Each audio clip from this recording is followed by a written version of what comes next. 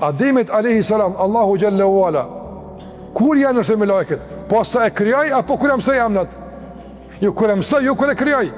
Prandaj me lajket si kanë bua Ademi sejtë për shkak të konstruktit fizik, po për shkak të dijes që ka pas nga Allahu xhallahu ala, e me këtë dije ka qenë e përgjithshme me lajkeve apo.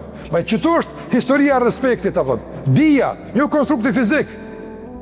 Por kur njerëzit e injorojnë këtë histori, apo e injorojnë dijen, e injorojnë shpalljen, fillon që ta standard vlerësimit të bëhet dukja jashtme, sikur s'është në kohën tonë.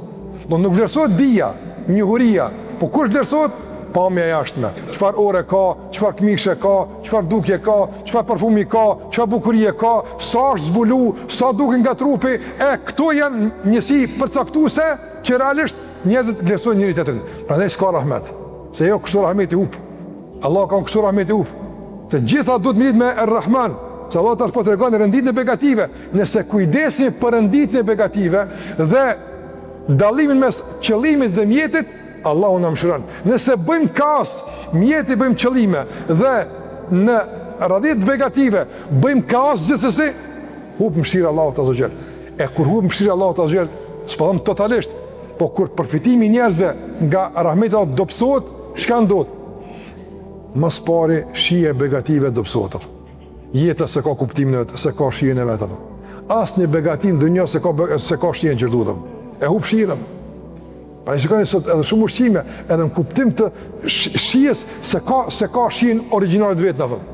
Për shkak se mashtrimet e shumta, lakmia për pasuri, apo dominimi i aspektit material e ka humbur edhe shijen edhe të begative tjera që i gëzon njëri atë. E ka humbur.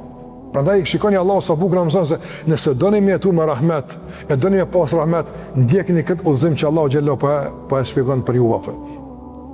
Andaj Allahu tha se vlera njeriut është me allem el Kur'an. Khalaqa al-insan, e ka kriju njërin, mirë po vlera ati reale, matet me Kur'anin. Andaj Allahu azza të ndrozër me këtë radhitje çka na thot?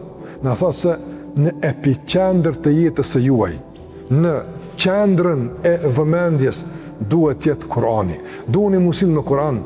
Ka të qtjeni, me Kur'an me mat ngritjen, përparimin, degadencën, humbjen, fitoren, gjitha e shumë tjera me i mat me Kur'an. Nga se nëse kështu i matni, realisht Allahu ju mëshiron. E kur Allahu ju mëshiron, realisht edhe ka mëshirë mes njerëzve, edhe ka dashni, edhe ka respekt e kështu me radhë.